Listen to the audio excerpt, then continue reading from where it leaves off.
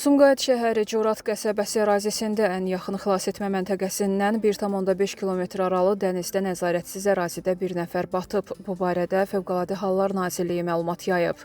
Bildirilib ki, dərhal Fövqəladə Hallar Nazirliyinin kiçik həcmli gəmilərə nəzarət və sularda xilasetmə dövlət xidmətinin dalğıc xilasediciləri axtarışlara cəlb olunub. Axtarışlar nəticəsində dalğıclar tərəfindən 2000-ci il təvəllüdlü Hüseynli Ümid Taməddin oğlunun meyidi suda tapılıb çıxarılaraq aidiyyatı üzrə təhvil verilib.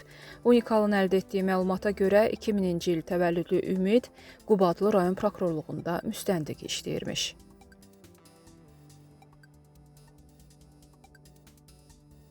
Naxçıvan şəhərində yol nəqliyyat hadisəsi baş verib. Hadisə şəhərin Əziz Əliyev küçəsində qeydə alınıb.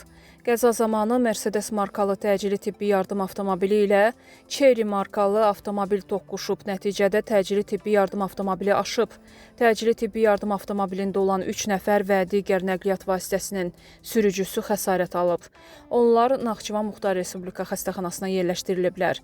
Hadisə yerinə polis əməkdaşları cəlb olunub, faktla bağlı araşdırma aparılır.